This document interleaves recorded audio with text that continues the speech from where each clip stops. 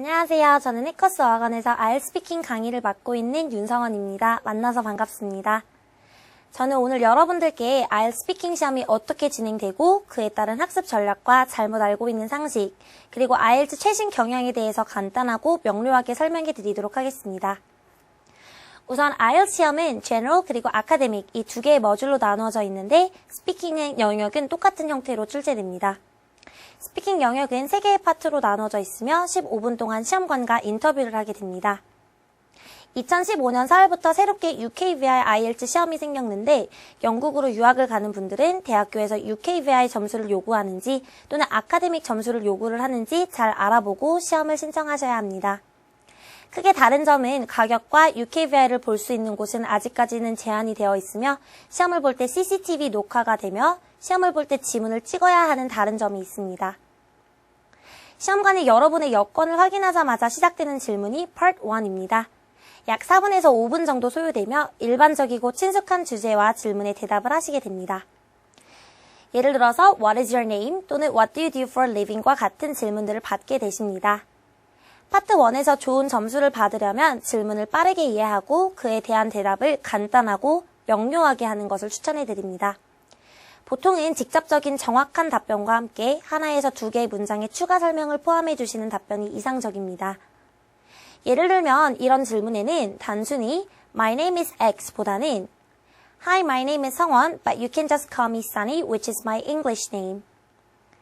또는 이런 질문에는 단순한 I'm a teacher 보다는 Well, I'm a teacher. I teach English to students at a well-known academy called Hackers와 같은 답변입니다.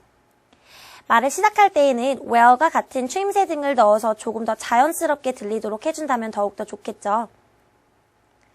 파트 2에서는 주어진 토픽 카드에 대해서 여러분의 의견을 얘기하시게 됩니다. 항상 describe로 시작되는 질문들이며 1분 동안 brainstorming을 할 수 있는 시간이 주어집니다. 그리고 나서 1분에서 2분 동안 여러분들이 노트 테이킹한 종이를 보며 발표를 하시게 됩니다. 이러한 토픽 카드를 받을 때에는 어떤 주제에 대해서 얘기를 할지 빠르게 생각하고 그에 대한 노트 테이킹을 해주셔야 합니다. 오늘은 질문하기에 어려운 주제를 가져왔는데 갑자기 이상한 빌딩을 생각하라고 하면 어려울 수 있으나 재치있고 빠르게 생각을 해서 대답을 하는 것이 가장 이상적입니다. 저는 해커스 어학원 옆에 있는 신기하게 생긴 건물에 대해서 얘기를 해볼 거고요. 그리고 그 빌딩에 대한 간단한 설명과 그리고 why라는 질문에 약간 2개에서 3개의 이유를 얘기할 것 같습니다. 마지막 의견을 줄 때는 흔한 finally보다는 조금 더 멋진 last but not least와 같은 문구를 이용해서 말을 하는 게 좋습니다. 본인의 의견과 약간의 설명 그리고 3가지 이유를 얘기하고 나면 마지막에 포장 문장으로 내가 말을 끝냈다라는 느낌을 심어주는 게 좋습니다. 네, 그럼 이제 샘플 answer를 보여드리겠습니다.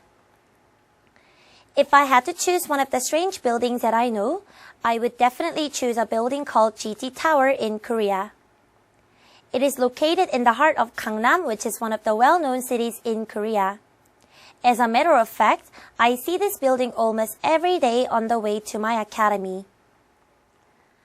Among many reasons why I like it, I would like to tell you about 2 of them. One reason is that its shape is very peculiar. It is a tall building with a shape of a wave, so it looks as if it's going to fall down, but it is so safe. Last but not least, I can feel refreshed. Its view is magnificent, especially at a certain time of the night, as the building lights up with different colors like a Christmas tree. Therefore, I can forget about any stressful situations whenever I see it. Even though this building is considered strange among many people, I really like it as it suits my personal taste and I will show this building to many of my friends if I get a chance.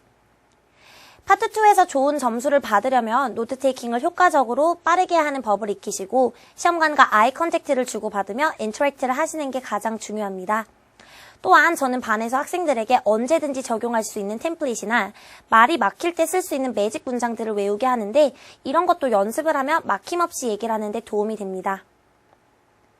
제일 마지막 단계인 Part 3는 보통 파트 2에서 받았던 주제와 동일한 주제에 심도 있는 의견을 묻는 질문을 받게 됩니다. 보통 장점과 단점을 비교 혹은 과거와 현재를 비교 또는 미래에 대한 예측을 묻는 질문 등입니다. 예를 들어서 Why do children learn languages much faster than adults? 와 같은 깊이 있는 질문들을 받게 되십니다. 하지만 항상 파트 2와 연관되어 있지 않기 때문에 평소에 연습을 많이 해서 뜻밖의 질문을 받게 되더라도 당황하지 않는 점이 가장 중요합니다. 이런 질문에는 단순히 because they are younger 보다는 서론, 본론, 그리고 결론으로 나누어진 탄탄한 답변이 좋습니다. 예를 들어서 서론으로 There are several reasons why children learn languages much faster than adults. 본론으로는 I think the main reason is that they're not afraid of making mistakes when they learn. Whereas adults are self-conscious and become extremely embarrassed when they make mistakes. 그리고 결론으로는 So children are much fast learners than adults. 와 비슷한 방식을 추천드립니다.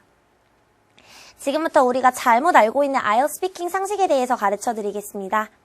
많은 분들이 IELTS 시험은 영국 시험이기 때문에 미국 발음을 하게 되면 감점을 받고 영국 또는 호주 발음을 하면 점수를 더 좋게 받는다라고 생각하시지만 발음 자체도 중요하지만 전달이 잘 되느냐가 중요한 영역이기 때문에 어느 나라의 발음을 한다고 해서 감점 또는 가산점을 받지 않습니다. 또한 답변을 무조건 길게 한다고 해서 가산점을 받지 않습니다. 말을 너무 길게 하게 되면 시험관이 중간에 말을 중단시킬 수도 있습니다. 그러니 항상 적당한 길이의 문장을 대답하셔야 합니다. 많은 분들이 질문을 이해하지 못했는데 반복해달라고 물어보면 감점을 받게 되나요? 라고 물어보는데 절대로 감점을 받지 않습니다. 질문을 이해하고 그에 따른 대답을 하셔야 합니다. 그러므로 질문을 이해하지 못하실 때는 꼭 다시 물어보셔야 합니다. 이제는 스피킹 영역의 학습 전략에 대해서 설명해 드리겠습니다. 첫 번째는 기출 문제를 많이 풀어보고 그에 따른 본인만의 모범 답안을 만들어서 연습하는 것입니다. 그리고 나서 자기만의 모범 답안을 꾸준히 녹음하고 들어보는 습관을 가지셔야 합니다.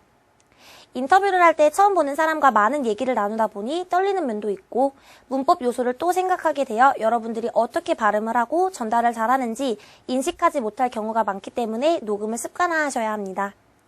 강조해드렸듯이 스피킹 시험은 전달과 플루언시를 중요하게 생각하는 시험이기 때문에 이러한 부분들에 많은 신경을 쓰셔야 합니다.